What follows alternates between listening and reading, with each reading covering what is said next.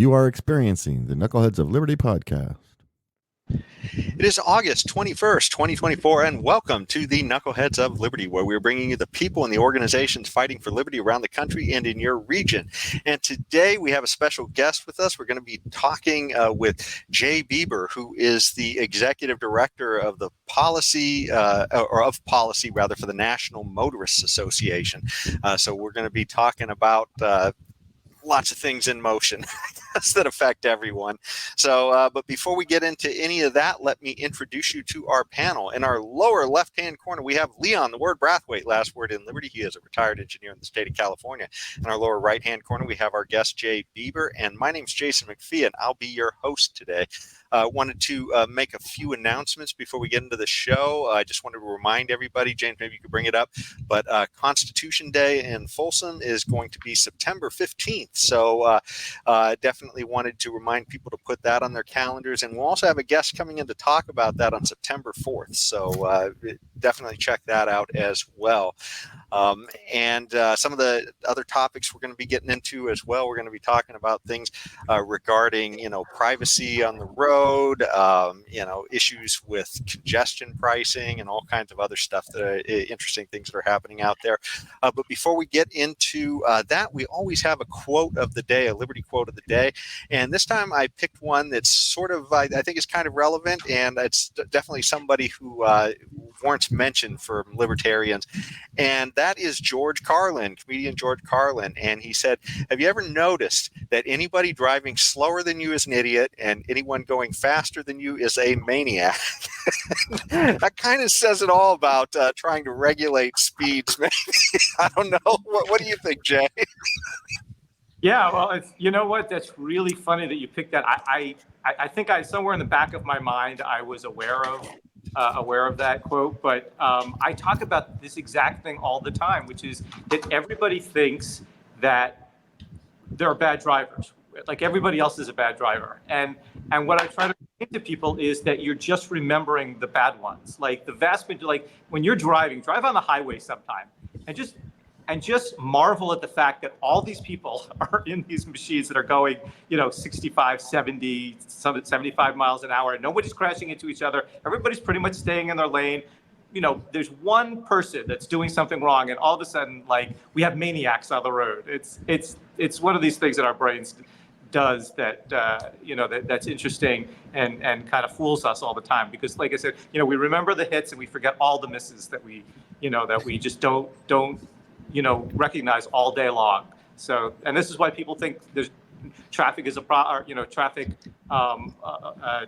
violations are a problem, and that there's a lot of bad drivers out there. They really aren't, and that's really an interesting thing. So it's a perfect quote for today. I just wanted to say something regarding what you said about remembering the hits and forgetting the misses. That also sounds like politicians as well, with all the legislation. They only remember the few times they hit, and even when they don't hit, they lie about it sometimes. So no, Jason, they always hit. You hear? They always hit. Right? Always. Yeah. Without fail. This is what I say about government policy. If it's not working at all, we're not doing it. We're not doing enough of it. And if it's working a little bit, we're not doing enough of it. It's always, we're not doing enough of it. We need to do more. We need to have more government control. That's always the answer, no matter what the outcome is. It's always, we're just not doing enough. Yeah. Well, that's because to slow the traffic. Yeah, that's because they always have 100% batting average. You see, is the rest of all too dumb to realize it? Yep, that's absolutely true. Leon, did you have any other comments before we jump into talking about the National Motorists Association? No, I think Jay got it. I agree with him. He got it. Okay. Well, I'm going to bring up then the page for Jay's organization here, and maybe we could show that, James, our invisible hand there. So here we go. So this is the National Motorists Association. And so, Jay, do you want to tell us a little bit about what your organization does for all of us out there who are drivers? Yeah, well, the National Motorists Association is the only national organization that is fighting for your rights and freedom on the road, to use your personal automobile, to go where you want, when you want, how you want, free from government, unreasonable government intrusion and penalties and fines and restrictions. So we're the only national organization that's doing this. There are other ones that sound like they're doing that.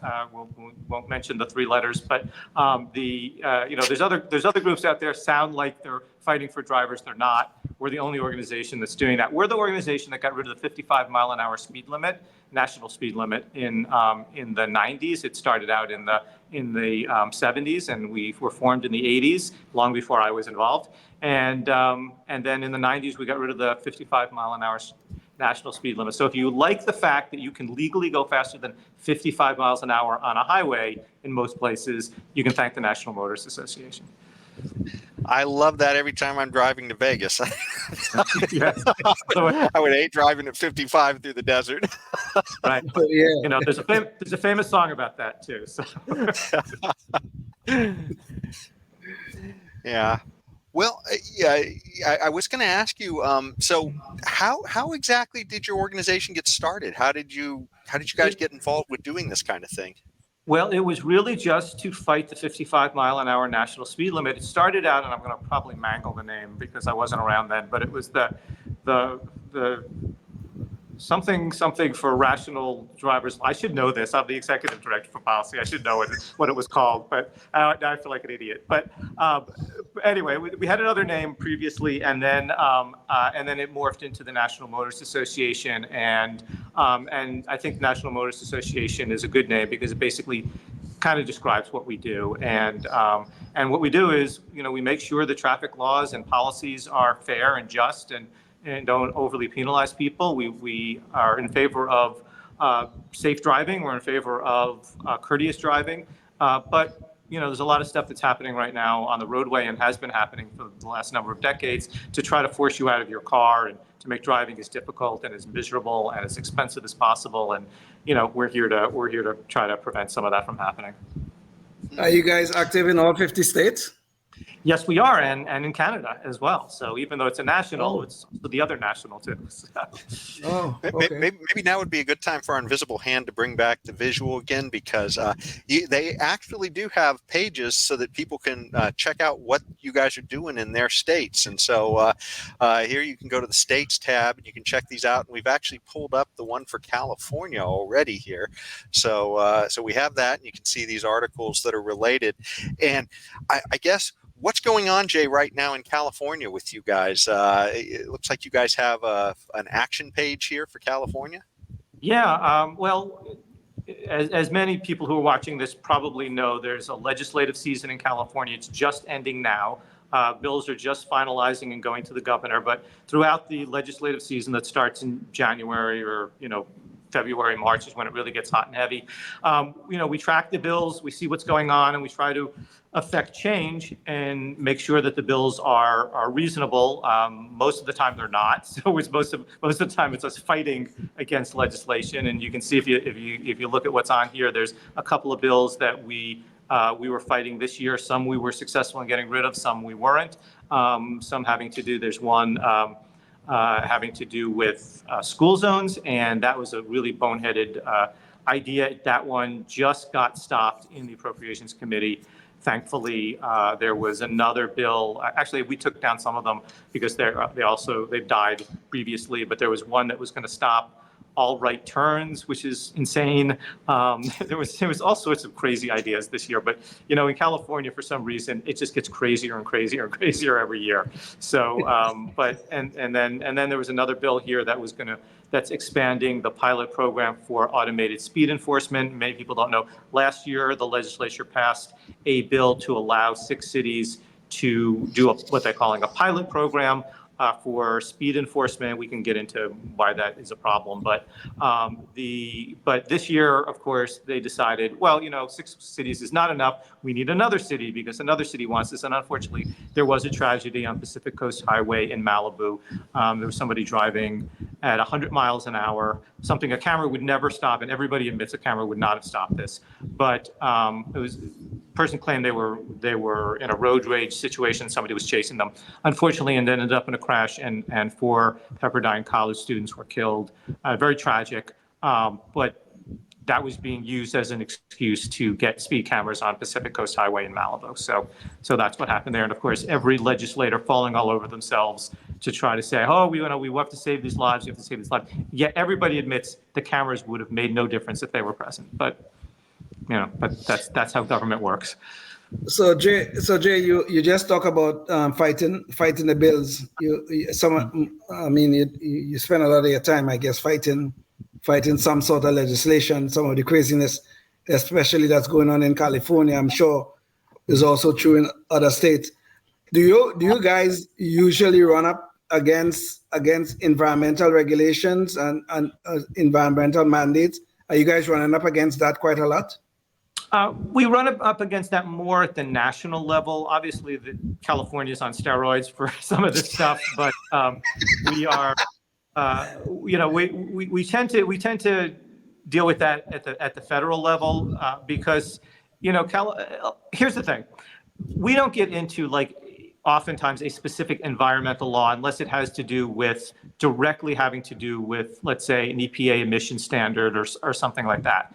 But a lot of what's happening with the war on cars, the push to get you out of your car, is grounded in this concern about the environment. So obviously the environmental concerns obviously touch on all of these things because unfortunately those concerns are being used as an excuse to curtail people's driving. And obviously that's a point where we get involved. I see. Yes. Yeah, there was a related article I was thinking about bringing up later in the show, but maybe now might be a good time to bring it up since you were talking about it. But apparently there were 26 state attorney generals that were suing NHTSA, that's the National Highway Traffic and Safety, what agency I guess is, administration rather. And and that's over the fuel economy standards, or what a lot of people here I guess is CAFE standards often.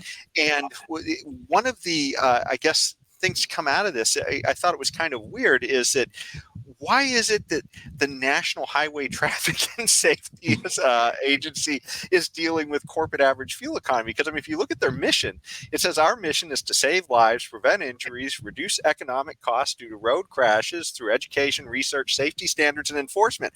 I don't see anything there that relates to fuel economy. So I don't know. Are you suggesting, Jason, that there is mission creep with the government? Are you suggesting that that's what's happening there? Because I'm shocked.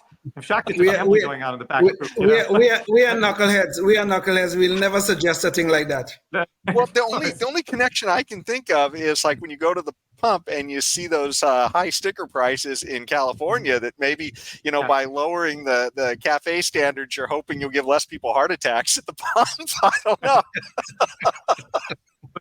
Yeah, if you're talking about an agency that really should be doing this, it should be the EPA, I would imagine. That would make the most sense. But nothing in government makes any sense, right? So, so obviously that's a problem. But it's interesting because I haven't really had a chance to talk about this lawsuit recently. But there's actually a really good argument in terms of this lawsuit as to the fact that whatever the mandate is, and however the Congress parsed this out to the different agencies to make some of these rules, that those rules were supposed to be grounded in certain standards that are achievable. And unfortunately, what they're doing in the quest to eliminate internal combustion engine vehicles, they're making standards that are not achievable. And then what they're doing is they're saying, okay, well, we'll just count electric vehicles as having this imaginary fuel economy standard, which of course there's no fuel involved. So it's just this imaginary thing, which is to encourage the automakers to have a larger part of their fleet to be electric, because then there's no emissions theoretically. Of course, there are on the front end, not on the back end. But it's a way of pushing electric vehicle mandates without actually having an electric vehicle mandate. I don't know if I explained that well, but that's no. I get that. Yeah. Go ahead. I'm sorry to interrupt you. They're trying to eliminate gas fuel cars, and they're doing it by raising the CAFE standards so that only electric vehicles will qualify. That's quite clear from your statement. But the point is, though, I mean, Jason raised the issue about whether this is within the mandates of some of these government agencies. I think the Supreme Court just gave a ruling that will probably speak to this particular issue, even though they didn't deal with this cafe standard issue. Right. Is that some of these government agencies are always creeping beyond their mandates because Congress have to give the authority to them in order to do something, but some of them are gone way beyond the authority given to them by Congress. So these are the kind of things I hope that will get resolved over the next few years as this new Supreme Court ruling is implemented. And one of the things that may fall under this ruling will be this cafe standard issue, because that agency, NHTSA, or whatever you call it, have gone way beyond their mandates. There's nothing in their mandate given to them by Congress that suggests that they should be doing this. So. Right, exactly. And I think you're talking about the rollback of the Chevron decision. So, yes. Which we were all very happy to see, because what that decision, which had been made many years ago, did was it basically said that the agency that's promulgating rules gets to decide what Congress meant, right? So instead of doing actual law and following the normal standards that you would when you're having a question of law and what was meant by a certain law, the Supreme Court a number of years ago said, well, we're just going to defer to the agencies. And if the agency says this is the way it should be interpreted, then it should be. A lot of people had a problem with this, what they call the Chevron doctrine.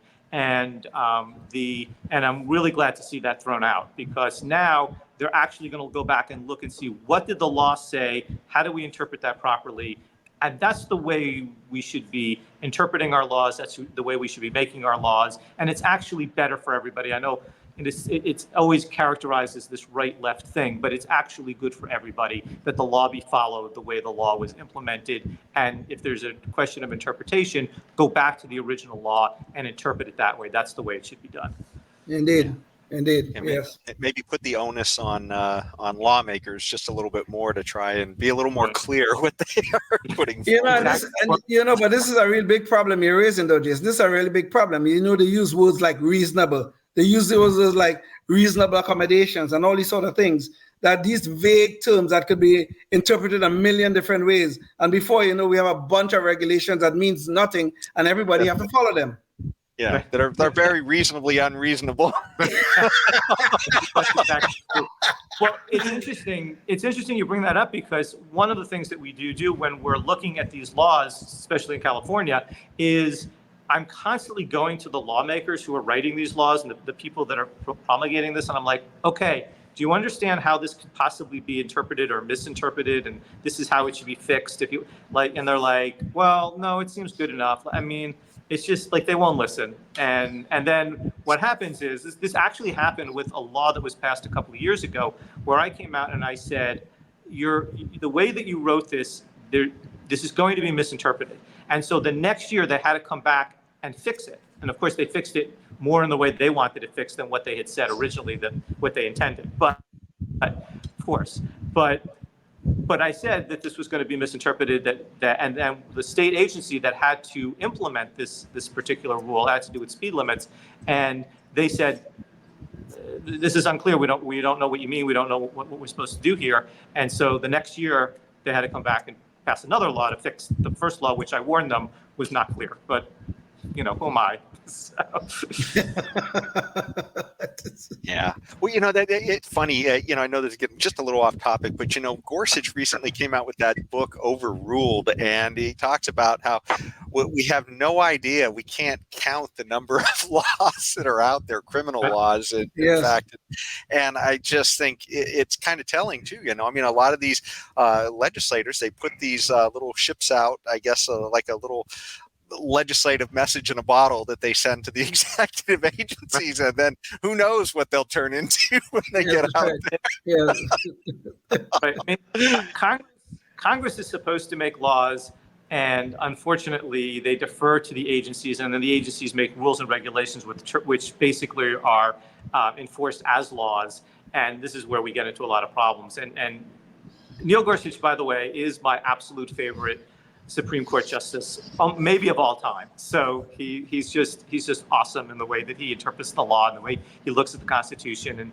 And I haven't agreed with every single decision that he's either voted on or written, but overall, he's the best Supreme Court justice that we've had in a very, very long time. And one of the ways you know this, regardless of what side of the aisle you're on, is that he often sides, like on these cases, you never know which side he's going to be on, because he looks at the law, and sometimes things come out not the way he personally may want them to be, but in a way in which he believes is the way the law should be properly interpreted. So regardless of the outcome, and I don't think you can say that about maybe some more of the liberal justices and even some of the more conservative justices as well. So he's a great justice. And getting back to how many laws there are out there, we probably will talk about maybe automated enforcement at some point. And one of the cases that I like to make is that if you take a camera and you follow somebody around all day long, you will catch them breaking the law. You will basically, could be a federal law, could be a local law. There's so many laws out there that people break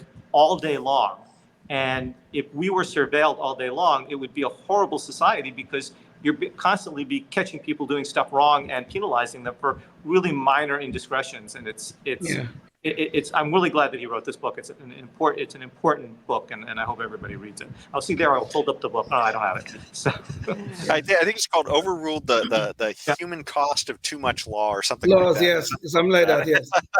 Yeah. But just to further the point here. I think somebody wrote a book not too long ago speaking about the fact that the average American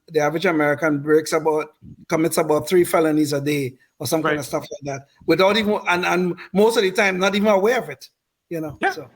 Yeah, because there's all these regulations, there's all these rules. There's no way you could possibly follow them, and that's true when it comes to traffic rules and laws. And I'm dealing with in Ohio right now this question of should they put school bus cameras, cameras on school buses to ticket people for passing a school bus when the lights are flashing. And you would think that would be a very simple question, but there's so many different rules in different states about whether you have to stop and under conditions, and you can't expect people to do this right all the time, because it's terribly confusing.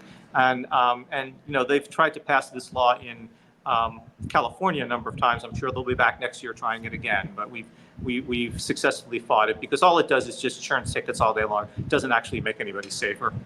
One thing I do hear kind of in your comments, though, is I guess you think there's definitely a role for government in transportation. It's just that we've kind of gone way overboard. Is that sort of, and so you guys are trying to just rein it into something manageable? Is that kind of sort of where you guys are at, or? Yeah, I mean, look, we're not anarchists. I mean, here's the thing. Some in the libertarian movement are. I know. This is where our company was so fucking in the libertarian movement.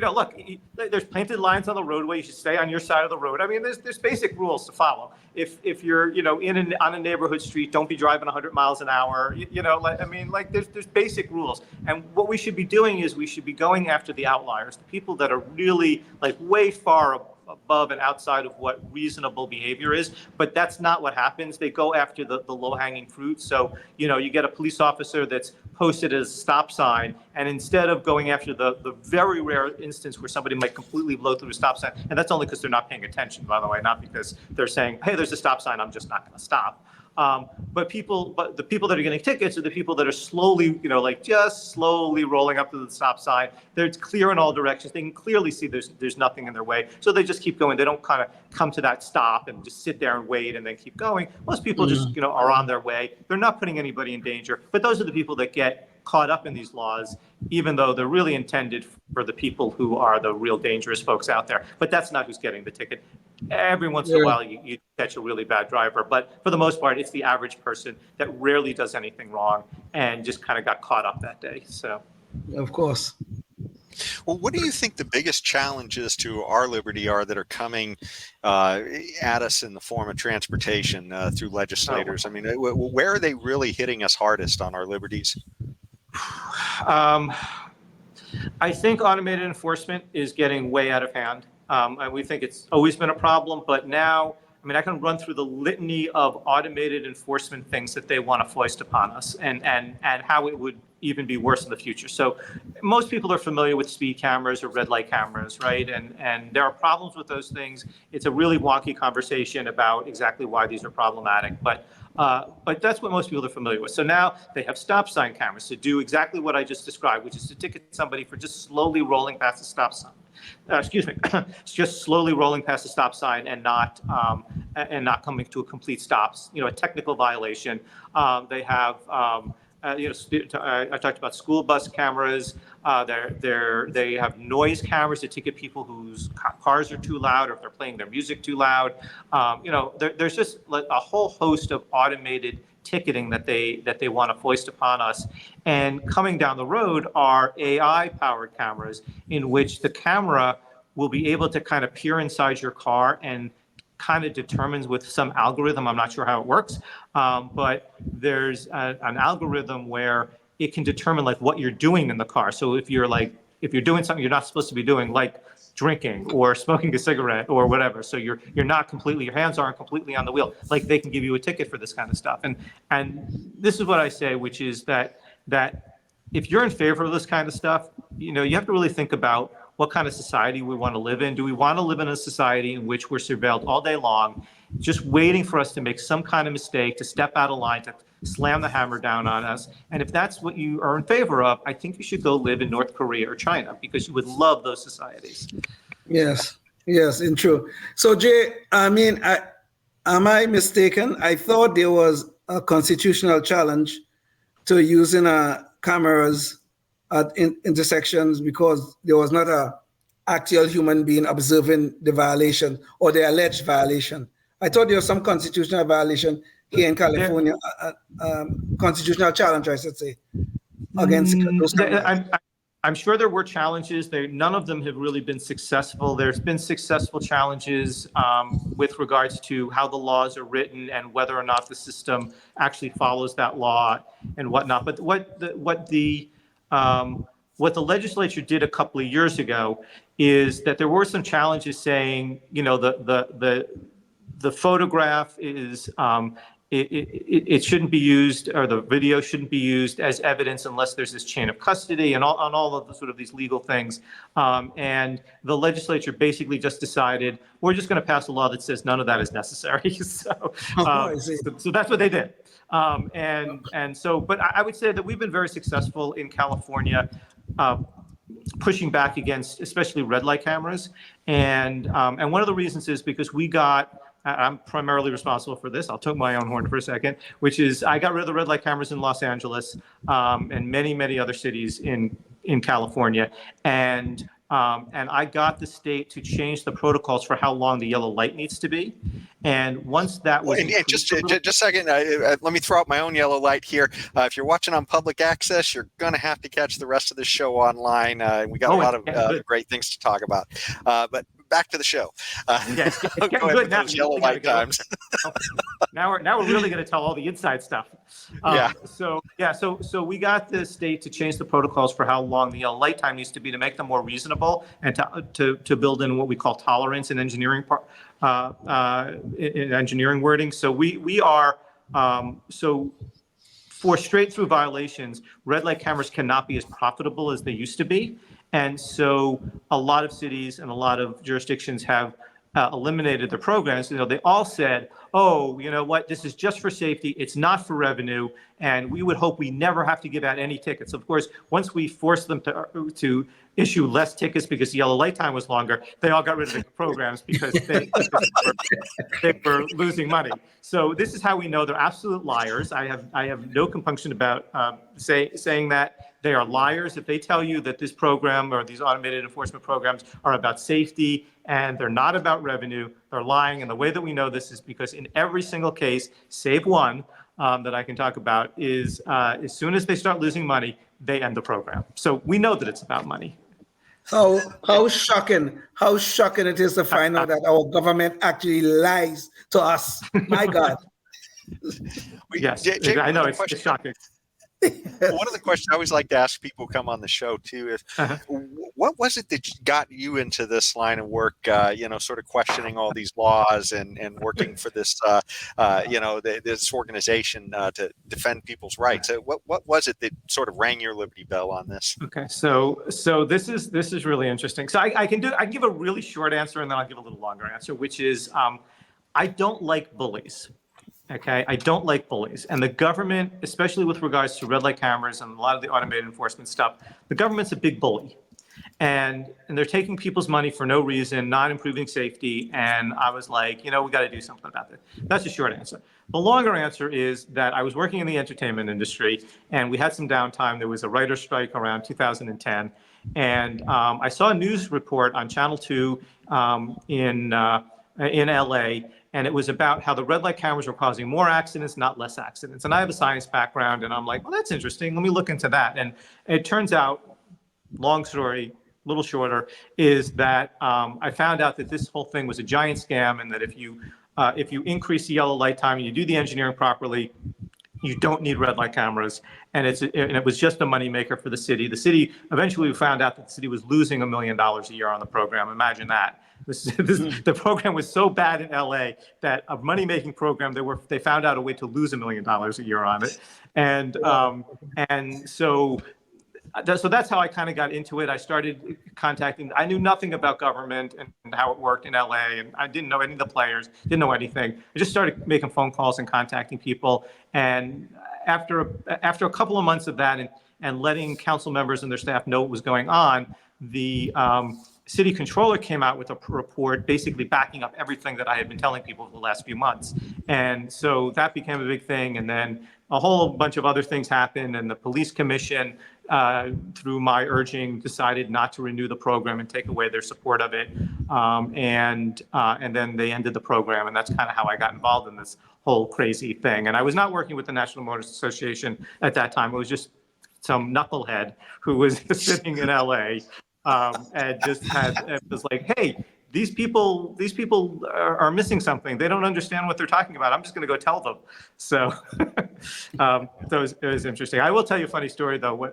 The staff members that I was contacting, I kind of became friendly with some of them, and one of them told me at the end of this whole process, after they had ended the red light camera program, I saw him and we were talking. He goes, when you used to call the office, they used to say, "Hey, Justin Bieber's on the phone for you." So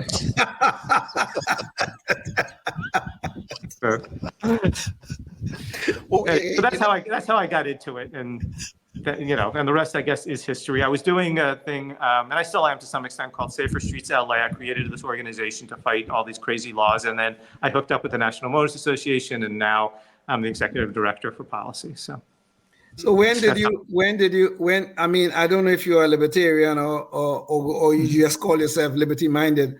When did you take on that persona? When did that become part of your being? Again, that's a really interesting question. I think throughout my whole life, I've always been like, don't tell me what to do. Like, don't tell me what time to go to bed, right? Like all of that kind of stuff. As when we're kids, I never really grew out of it.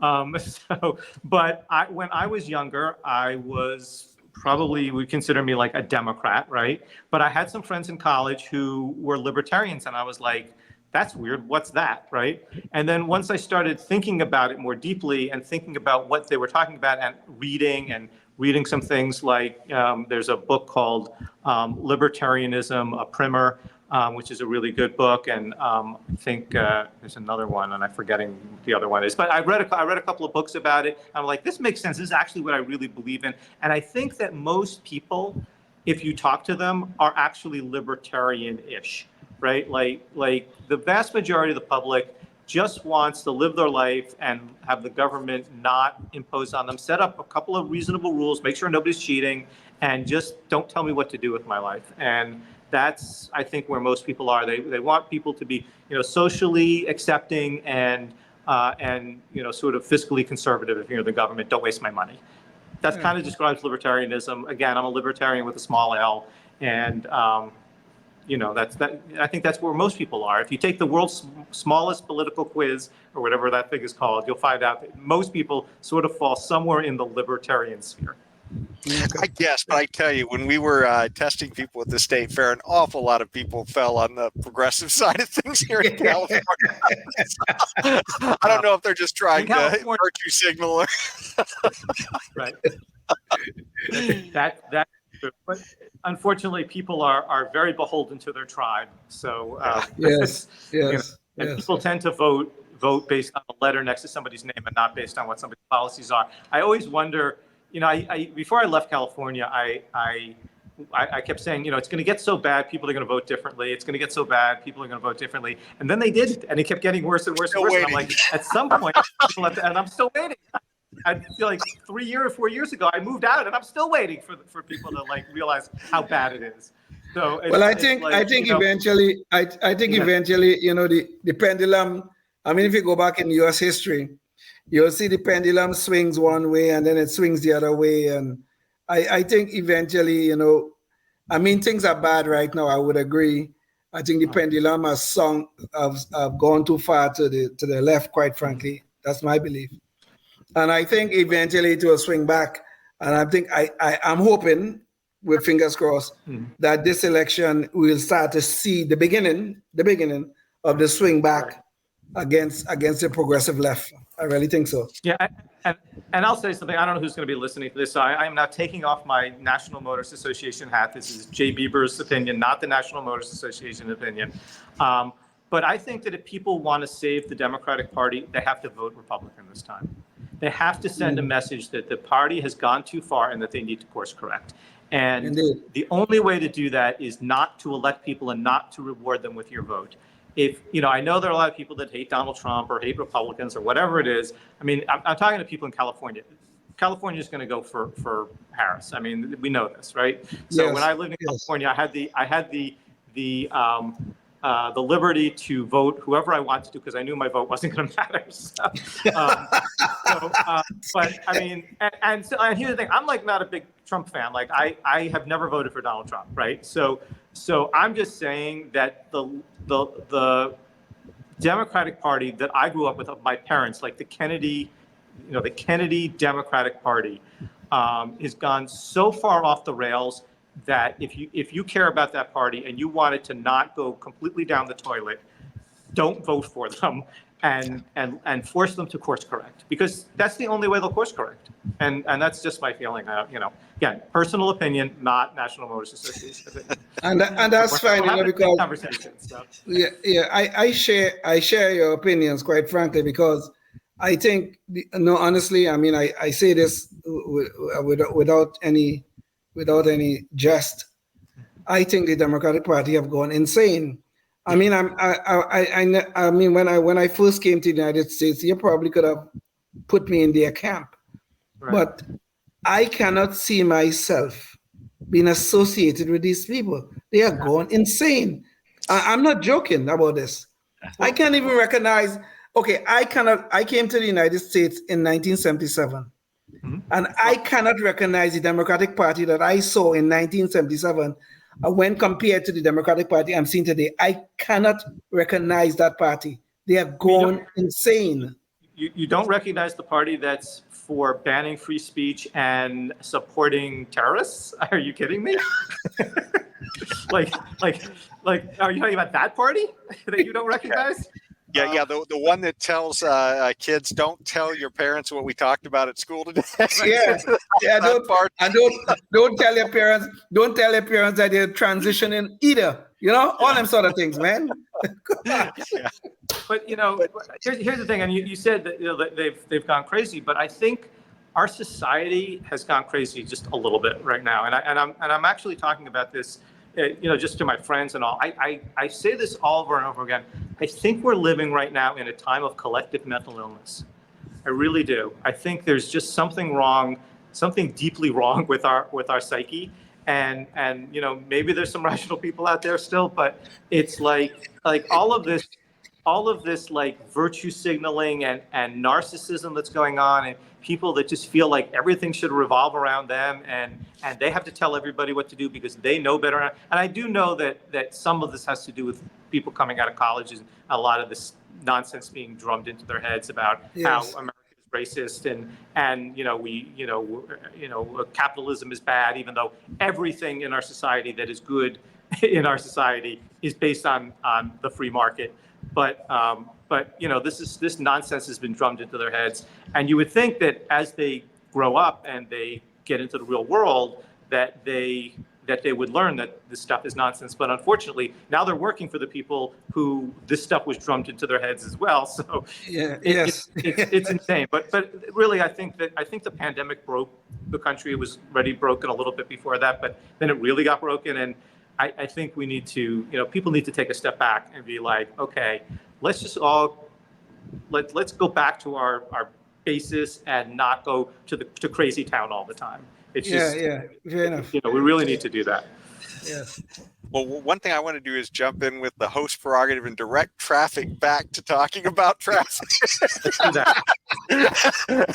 I'll tell you about anything you want. Actually get to a few of these topics.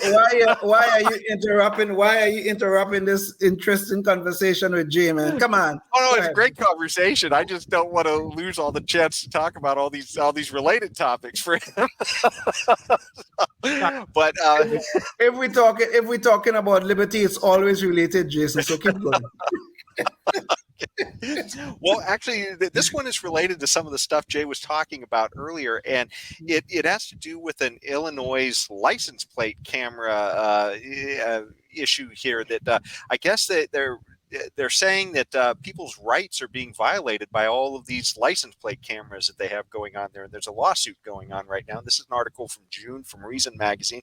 And we actually have a news story as well, just a little bit of video so people can know what we're talking about. So James, can you run KOL1 so that we can just see a real quick snippet on what the issue is here?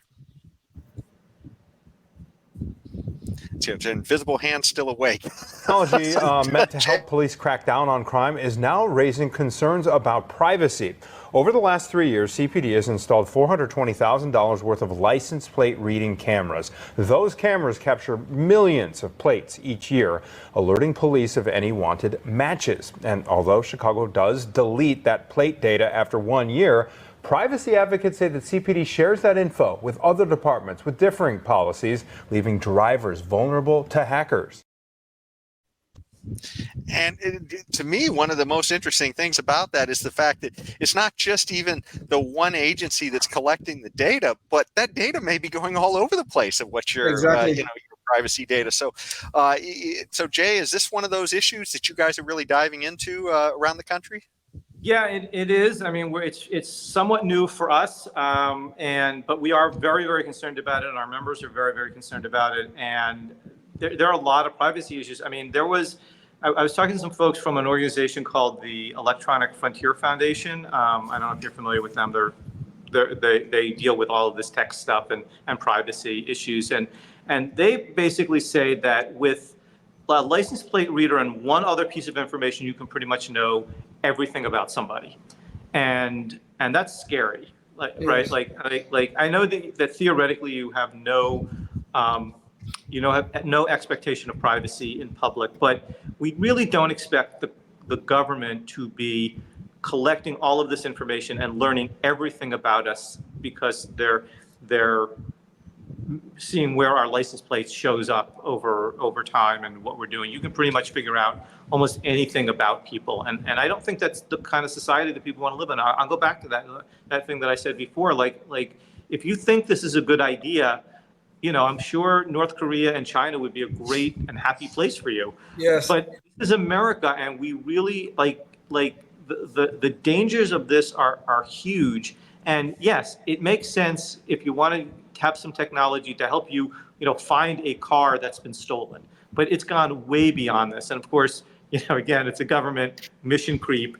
And so rather than just take a good idea and kind of put a box around that and keep that safe, it's got to go crazy town. And this is what we're seeing with these things. And here's another thing that people don't realize. It's not just license plate readers. There are Bluetooth readers out there. So if your phone is connected to a car and it's on and your Bluetooth is on and you pass by the same place every day, people will know who you are and that your car is passing by this area every day. And it's, you as an average person can just go out and buy one of these Bluetooth readers. And so the government is doing that as well. And you put all this information and you get these data brokers and they put all their information together.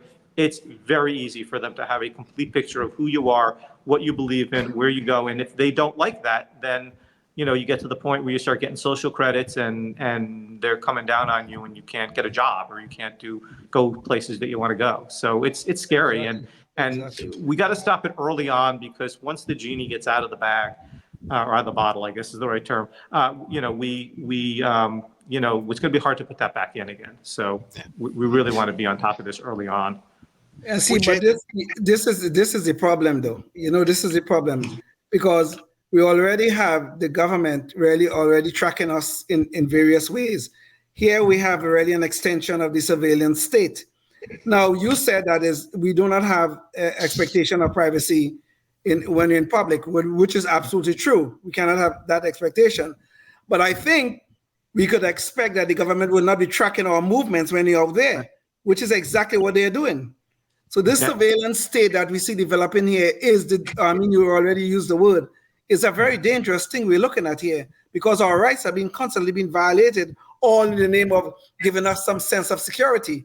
And I think one of our founders talk about giving up our liberties in the name of security and all that kind of stuff. But the point is though, the surveillance state is growing, and this is a serious problem in our society today. Yeah, and people have to wake up about it. And we are lucky that we have the Supreme Court that we have right now, because as these things come to them, folks like Neil Gorsuch, who we spoke about earlier, he's not going to be a big fan of this stuff. And that's why we have to be really careful, because I think the divide between the sort of the liberal wing of the justices and the more conservative wing is really how much faith they have in government. And I think the conservatives are a lot more skeptical about government and government power, and the liberal folks are probably more in tune with the idea that, well, the government can do good things and we should give them some power so they can do these wonderful things, which they're nice things, but that doesn't mean we should give the government power to do that, because as we see, the government just keeps taking more and more and more power, and you need to curtail that. So it's the only way to have a free society. Indeed. Jay, there was another concern I had on this as well, but a lot of times, a lot of this, technology that winds up on cars to collect information on us, it may be kind of put there because the government has certain demands on the manufacturers when they're building things. Maybe they want to collect emissions data, or maybe some kind of safety data or something else. But a lot of times this stuff seems to morph into something where now the car companies are collecting information on you as well. Exactly. And maybe they're also giving that information out to other private vendors. Is that also a concern of your organization as well? Yes, we just started working on this. In fact, we're talking to folks in Congress right now. I was in D.C. 2 months ago when we were meeting with folks on both sides of the aisle, by the way, about the fact that this is of concern. What's happening? We should back up for a second. So what's happening is that your car, especially the newer cars, anything that's connected to the internet, it like with OnStar or any of these other things that you can have in your car, is that it's collecting all sorts of data. So it collects not only like if you break down, but if how hard you accelerate, how hard you brake, what time of day you travel, where you're traveling, what kind of roads you're on. All of this kind of stuff is being collected. And what the auto manufacturers have been doing is they've been collecting this data because they claim that it's their data. It's not. It's your data, but they claim that it's theirs.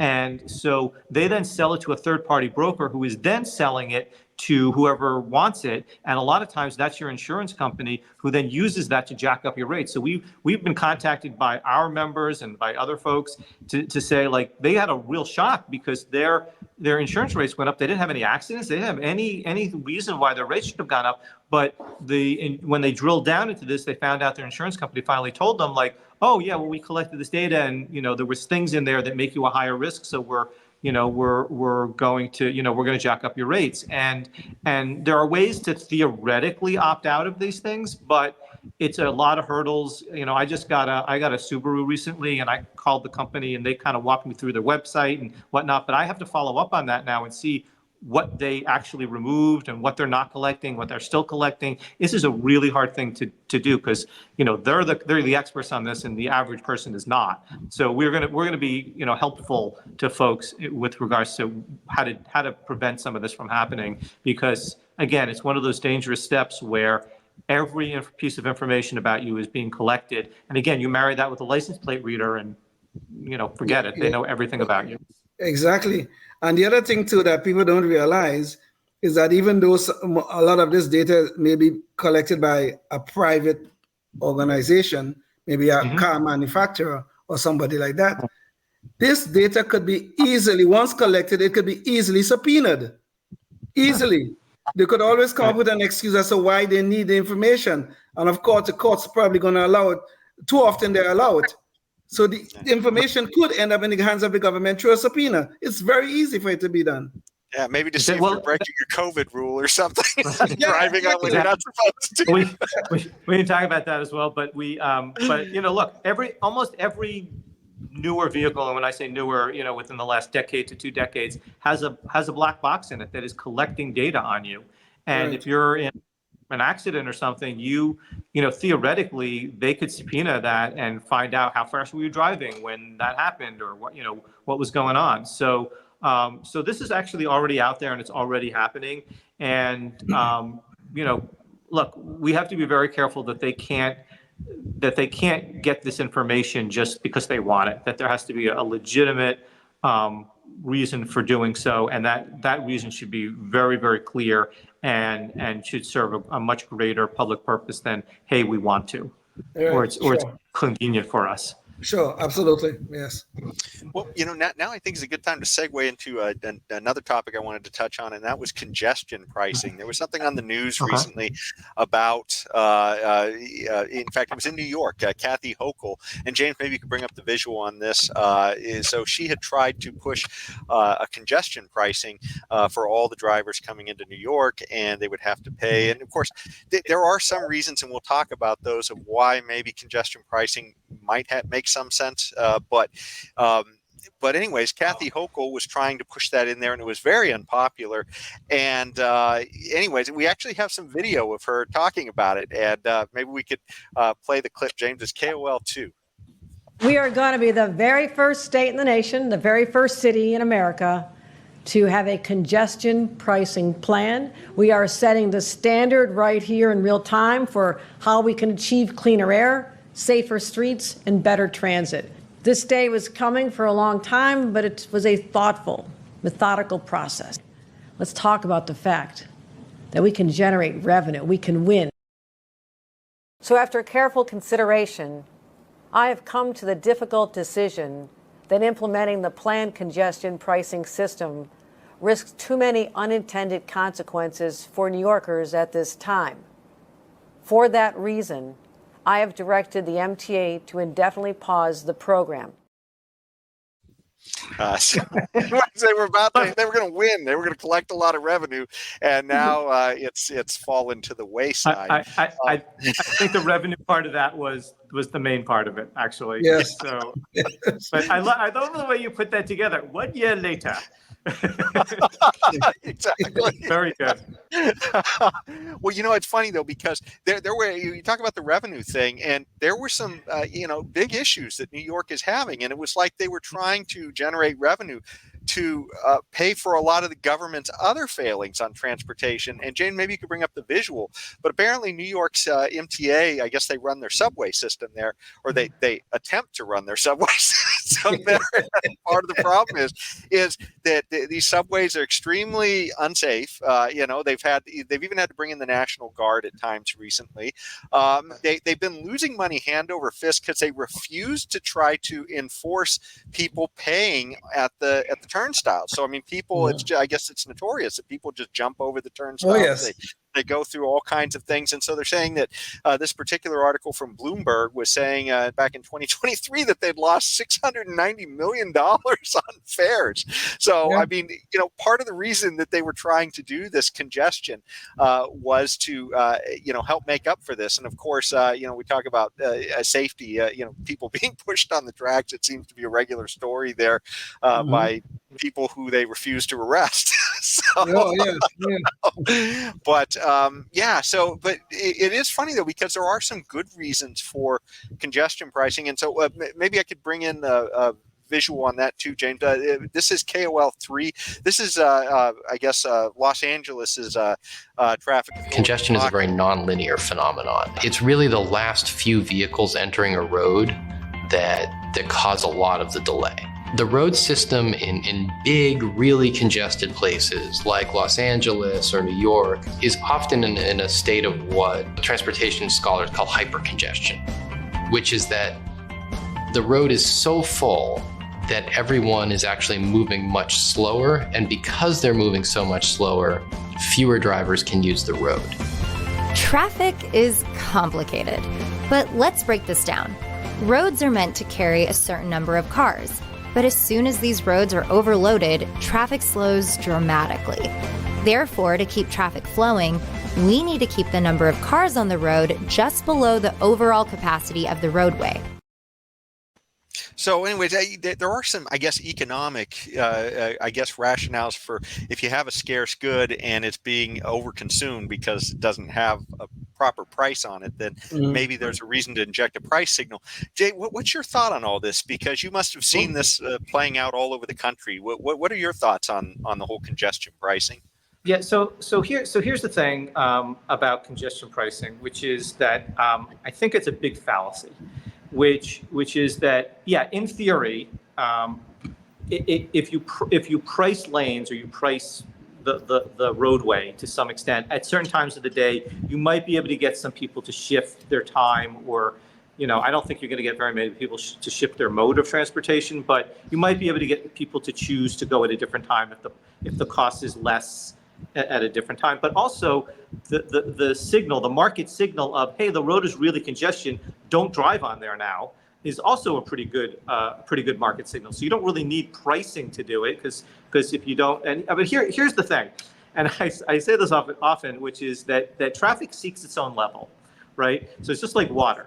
So if you reduce the number of cars, okay, then all of a sudden the speeds go back up again, so you're going to get more people traveling at that time. So the problem with congestion, especially in a place like California and LA, is that they're actually taking away car lanes. They're not adding car lanes. So they, and the argument sometimes is, well, how many car lanes can we possibly add before, like, the only thing, and we have saw this during the pandemic, the only thing that actually will adjust congestion is not having to take the trip in the first place. And so the more that people get things delivered, or they can work from home, and I was on a panel about this a couple of years ago, and they were talking about the future of transportation in LA, and I said, this is way before the pandemic, and I say, maybe there's 5 to 10% of people are working from home. Like if you bump that up to 20 or 30%, now you really actually have a reduction in the number of people that are on the road every day, because most of the traffic has to do with commuting for the most part. And so there are ways to encourage things that don't hurt people by charging them. New York's congestion pricing plan was 100% about generating revenue for a system that was failing, that will continue to fail, because nobody wants to ride the subways because it's dangerous. And if you're a woman, it's really dangerous, right? So who wants to do that? Plus, a lot of people fled during the pandemic, and a lot of those people have not come back to the offices, so there's less people riding the system, and all of this kind of thing. So there's a lot of reason why that system is failing, and yet it's still the most robust one in the country, believe it or not. So you're not going to get people to switch modes, and especially there just isn't an option. Look, when I lived in LA and I had to go down to downtown LA, I lived in the Valley, and I had to go down to City Hall. If it was convenient for me, sometimes I would take the Red Line. I'd park at Universal Studios, and I get on the train, and I would go down. I get back on the train and come back, pick up my car. And for those kinds of trips, transit makes sense. But no amount of congestion pricing. If I had to go 3 other places and not just go back and forth, is going to make a difference to me.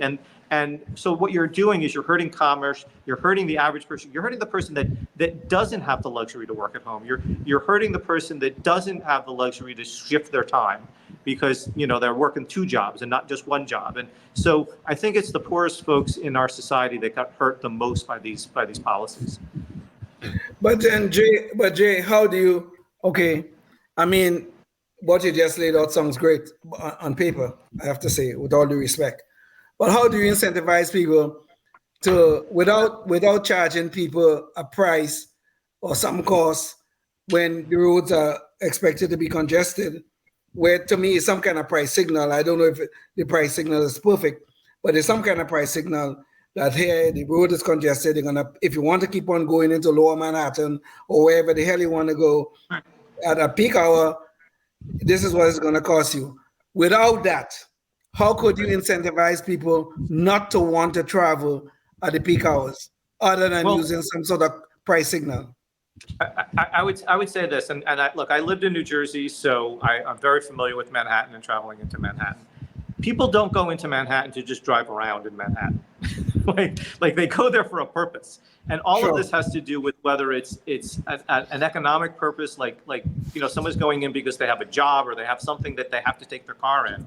But because of the way the transit works in Manhattan and in the tri-state area there, if you could take public transit in and it was relatively safe, most people would do that because it's infinitely more convenient. Forget the pricing. Just because you can't get around, there's no place to park, it's much harder. But once you get into like the evening and it starts getting dangerous, most people are going to want to drive in. And so most of the people, a large number of people that commute into New York are doing so by public transit, and the people who are not are doing so because they kind of have to.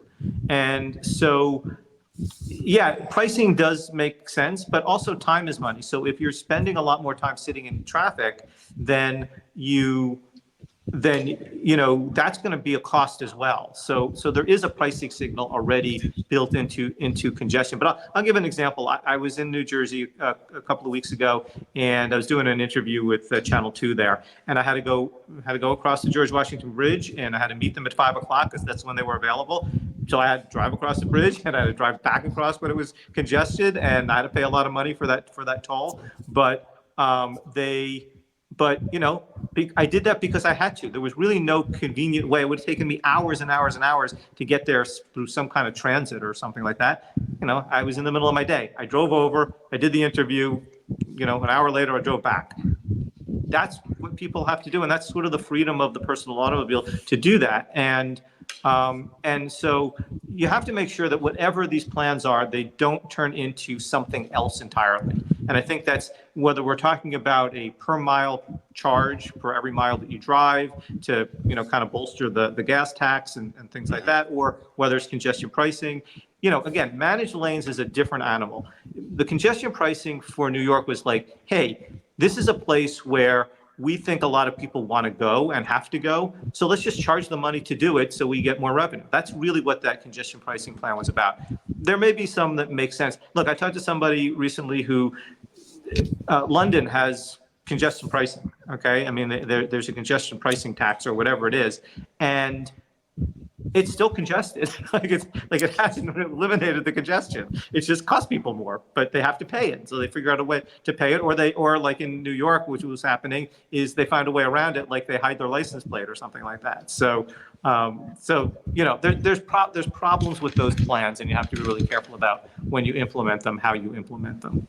That's the big tragedy, is once you turn something into a revenue stream, it's hard to know if it's going to go anywhere near what it was, what the original purpose of the whole thing was supposed to be. Exactly. Yeah. So, well, we're getting near the end of. We've just gone to an hour, so I think it's about time to get close to wrapping up. But I tell you what, well, unless you want to do the roadkill, we did have a roadkill segment, so we could do that if you really want to. I don't. There was a bill this year in California. I think it was in California, having to do with allowing people to collect roadkill. I know nothing about it, so I'm not going to be good information on that. So. Well, I'll tell you what, if we have you back another time, you can come and talk about roadkill. I'll study up. Yeah, but what we like to do near the end of the show is end it off with our Knucklehead Noise Patrol, and so that's finding something that somebody in the press or somebody in politics has said something kind of just absolutely ridiculous or something we can all laugh at, and so that brings us to our Secretary of Transportation. So now that would be a good time to bring that up. Exactly. But so not too long ago, he was, I guess he was assigned, I guess he had all this money that he was given to try and get charging stations out there for EVs. And so we actually have a video of him. I guess it got $7.5 billion, and they've managed to get almost none of these chargers out there. You were seven. 7 or 8, 7 or 8, yeah, something like that. Yes. Well, let's go to the video because it did. The best thing is to hear it from the horse's mouth, and we have Horse Pete. So, James, can you play KNP1? And let me ask you about a portion of this that I think does fall under your portfolio, and that's the charging stations you mentioned. The Federal Highway Administration says only 7 or 8 charging stations have been produced with a $7.5 billion investment that taxpayers made back in 2021. Why isn't that happening more quickly? So the president's goal is to have 500,000 chargers up by the end of this decade. Now, in order to do a charger, it's more than just plunking a small device into the ground. There's utility work, and this is also really a new category of federal investment. But we've been working with each of the 50 states. Every one of them is getting formula dollars to do this work, engaging them in the first handful. Again, by 2030, 500,000. So in all fairness to Pete, that video was from May, so they may be at 9 or 10 by now. We would hope. We can hope. We can always hope. Right. But James, can you bring up the visual here? No, sorry, we're just going to bring up another visual real quick to show Mayor Pete. And anyways, this is weighing on Mayor Pete. And very lonely picture. the little cabinet secretary who couldn't. Poor Secretary Pete. He looks very sad and lonely in this picture. I feel bad for him. He's just waiting for those chargers. He's waiting for the chargers. Yeah. He's like, where's my tractor trailer full of chargers? Yes. But wait, there's an electric one. They can't get here. Yeah. There's no chargers out there to charge the truck that's bringing the chargers. This is what the government always does, right? It's like, again, when it's a massive failure. I go back to this. It's a massive failure. We're just not doing enough of it. We spent $7 million. We got 7, and the reason we don't have millions of these is because we haven't spent enough money. Because $7 million, $1 million per charger. And the other thing is they're always moving the ball, right? Like they're always. Well, this was billions. I mean, this was $7.5 billion. $7.5 billion. Yes. Right. So it was $1 billion a charger. Man, you know what? They pay me $1 billion. I'll give them 2 chargers. Of course. Well, I'll give them 10. Come on, man. I could do better than you. This is the market at work right here, Pete. I'll give you an analogy to this, which is something called, we don't have time to get into this whole thing next time, but there's this thing called Vision Zero, right? And this idea is, this is this crazy idea that no one will ever die in a traffic accident ever again. This is Vision Zero, right? And to try to push this, it's like all this crazy stuff to try to curtail your driving, because we have to get down to 0. Right. And so originally, and this is true in LA, but it's true in a lot of other cities. The plan was by like 2019, we were going to get to 0. OK, and then it went up instead of going down. Right. So now then it went to 2025, and now not getting it anywhere near 2025. So now it's 2040. Right, like they keep pushing it out further and further and further. So 2 things. First of all, they'll never be able to disprove it because the goalpost keeps moving. And then the other thing, by the time we get there and we find out that this was a complete massive failure, those people are out of office and they've got some other government job somewhere. So, yes. But this is what it is. Pete fails upwards, and so does our vice president. And this is unfortunately what we got running in the federal government right now. So. And notice they always point to the glory of the future, right? Because we only have $7.5 billion so far invested, We only have 7 or 8 already installed. And now he's pointing to the glory of our future. You know, we're going to have half a million by 2030 or whatever it is. They always pointing to that glory. We always have to do just a little bit more and we'll get it all done. Look at your record, fool. Look at your record. Do you think anybody's going to believe you could only get in the last 3 years or whatever it is, you could only do 7 or 8, or somehow or the other by 2030, you're going to have half a million up? Come on. I like Leon, but he sounds a little angry. I don't know what's going on there. You'd think he bought an electric car and was waiting for a charger. You would think this was for money that they were spending. But this is a government. It's always, if you give us enough time, money, and power, we'll create that utopia for you. Of course. That's always what they're about. Whether it's we'll eliminate all traffic deaths, we'll have all electric vehicles by such and such a date. Oh no, not this date, the next date. Oh no, wait, no, the next date. So it's. And of course, people that are buying electric vehicles are now going back to internal combustion engines. So, this is just fantasy. And if they feel like if they take enough of your money, they can do something with it that somehow their ideology tells them that they are supposed to do, because it's all about virtue signaling. So they'll always fulfill the utopia that they're trying to create sometime in the glorious future. Right. Always. Right. In the meantime, we have to live in the dystopia that they've created. Yes. On the way there. Yes. Well, I tell you, if this is how they're doing with charging stations, I'm not going to be the first on those electric planes when they start coming.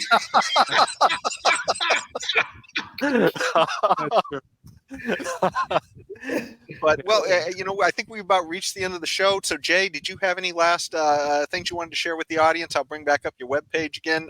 James, maybe you can bring up the National Motorists Association webpage. Yeah. Well, first of all, if you've made it this far, thanks. Thanks for listening. And join. See, this is up there. Become a member. It's the cost of membership is a tank of gas. No, wait a minute. We're talking to people in California. Half a tank of gas is the cost, $42 a year, and you get all these wonderful benefits, and help us fight the fight. We'll help you fight the fight. The only way we can, we're talking about a lot of stuff. Some of it is incredibly crazy. Some of it is crazy to come. But join us, become a member. There's the only way we can fight this is if we have an army of folks like you folks out there to help us and for us to help you work together, and we can stop some of these crazy policies. That's the only way to do it. Indeed. Awesome. Yes, indeed. Well, thanks so much, Jay, for joining us today. And if you're watching before the next show, think about what you can do in your community, because you've seen people here who are fighting for us on the roads for our liberty. You've seen people fighting for us in the schools. I tell you, they're coming for our liberty everywhere. So you think about what you can do in your community to further our liberty, because we need everybody in the fight. So until the next time, stay tuned and stay free. Oh, yes, indeed. Life, liberty, and the pursuit of happiness, always and forever. Thank you for listening to the Knuckleheads of Liberty podcast. Find us on Facebook, Rumble, YouTube, your favorite podcast network, and at knuckleheadsofliberty.com.